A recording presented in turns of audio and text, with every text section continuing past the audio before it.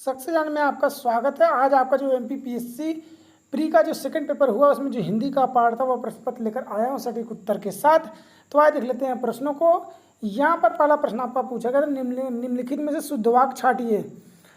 तो आपको बता दें अनाधिकार प्रवेश मना है। अनाधिकार होता, अनधिकार नहीं होता, अनधिकार नहीं होता। ऑप्शन नंबर ए आपका राइट है, अनाधिकार प्रवेश मना है, यही आपका शुद्ध है।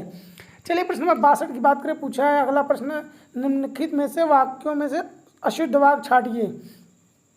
तो अशुद्ध वाक्य की अगर बात करें तो वह जोर जोर से रोने लगा, ये सही है। यह बात किसी को मत बताना, ये भी सही है। सुनते सुनते कान भर गए, ये भी सही है। लेकिन अशुद्ध वाक्य की बात करें, उसने जोर जोर से रोने लगा, यही आपका राइट आंसर होगा, ऑप्शन नंबर सी। प्रश्न नंबर अगर अगले 63 की बात करें तो निम्नलिखित में से शुद्ध शब्द छाटिए। तो शुद्ध शब्द आपको पता है, रीड आपका option number C is right. चलिए अगला प्रश्न देखते हैं। अगला प्रश्न यहाँ पर पूछा गया है, निम्नलिखित में शब्दों में अशुद्ध शब्द आपको छाटना है। अशुद्ध की बात करें तो पुष्ट, पुष्ट में आपका मूर्धन्य स रहेगा, ऑप्शन नंबर सी इसका राइट है।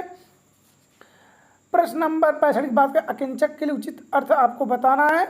तो आपको बताते हैं अकिंचक का अर्थ होगा जो हिसाब किताब की जांच करता हो, ऑप्शन नंबर ए इसका राइट है।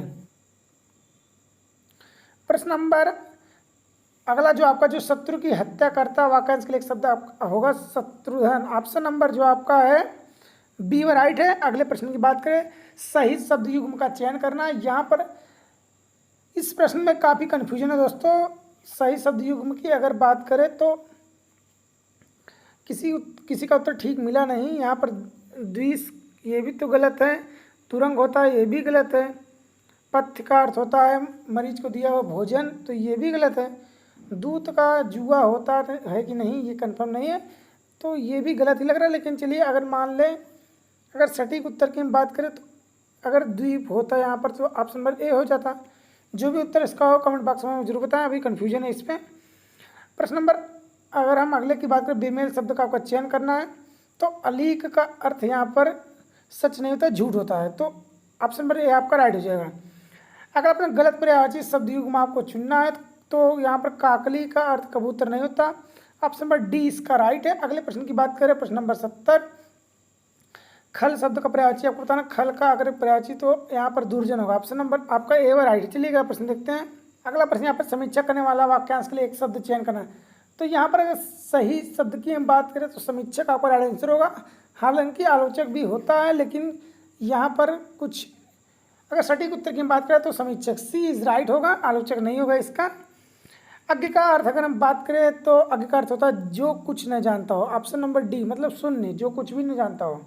प्रश्न नंबर 73 के बाद अनय शब्द का विपरीत शब्द नहीं होता, option number C is right. अगला प्रश्न 74 नंबर का गलत विलोमार्थक शब्द आपको चुनना था। तो यहाँ पर आपको बता दें इष्ट का अनिष्ट होता है, अभिष्ट नहीं होता, ऑप्शन नंबर डी आपका राइट हो जाएगा। चिरंतक शब्द का विलोमार्थक शब्द आपको बताना है। तो आपको पता था चिरंतक का होता है नश्वर, ऑप्शन नंबर जो आपका है बी व राइट है। चलिए अगले प्रश्न की बात करें। अगला प्रश्न में सही समार्थक युग्म का चयन करना है। तो आपको पता है अश्वकार्थ घोटक होता है, ऑप्शन नंबर जो आपका ए व राइट है। प्रश्न नंबर अगला आपको निम्नलिखित में सही शब्द युग्म का चयन करना है। तो आपको बता दें इसमें आवर्त का जो है पानी का भंवर, ऑप्शन नंबर ए व राइट है, बाकी तीनों ऑप्शन आपके गलत हैं।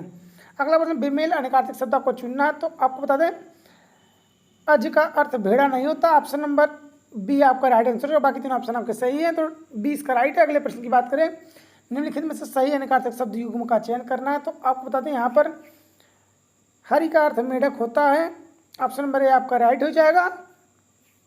अगला प्रश्न सर का अनिकार्थिक शब्द अगर बात करें सर का, तो यहाँ पर पराजित होगा, ऑप्शन नंबर सी इसका राइट है। चलिए अगले प्रश्न की बात करें। यहाँ पर 81 से लेकर 85 तक गद्यांश पे प्रश्न पूछे गए, उत्तर आप जान लीजिए।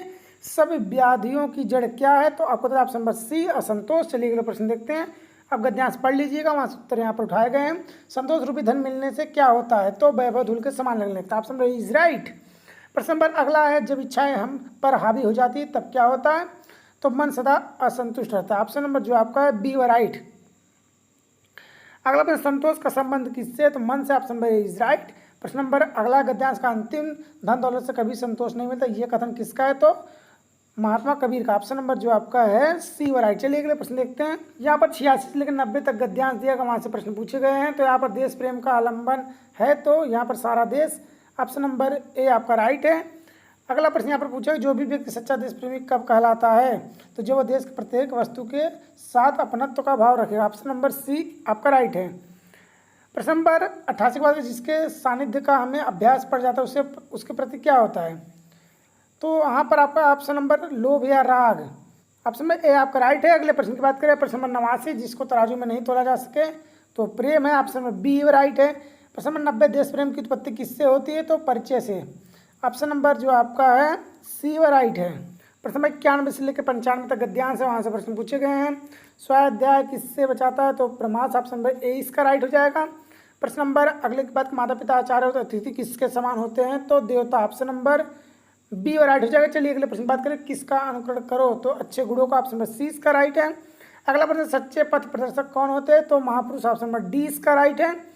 95 और इस गद्यांश का अंतिम प्रश्न, पुराने ऋषि कैसे थे? उदार और निराभिमान। ऑप्शन नंबर जो ए और राइट है। चलिए अगला प्रश्न देखते हैं। 96 लेकर 100 तक यहाँ पर गद्यांश से प्रश्न पूछे गए। संप्रेषण का प्रमुख माध्यम है भाषा। ऑप्शन नंबर बी इसका राइट है। अगला प्रश्न, मनुष्य भाषा का अर्जन किससे करता है? तो आपको बता दें, अपने समाज और परिवेश। ए इज राइट। 98 भाषा की गतिशीलता का संबंध किससे? तो सामाजिक व्यवहार से। ऑप्शन नंबर जो आपका है सी और राइट है। प्रश्न नंबर 99, जिन शब्दों के रूप प्रवृत्ति नहीं होते उन्हें क्या कहते हैं? तो आपको बता दें, ऑप्शन नंबर डी इसका राइट है। अगला प्रश्न और अंतिम प्रश्न, संज्ञा और सर्वनाम शब्द कैसे होते हैं? तो विकारी शब्द। ऑप्शन नंबर ए इसका राइट है। 13 हिंदी का सटीक उत्तर। चैनल से जुड़े रहने के लिए अपडेट तक। जय हिंद।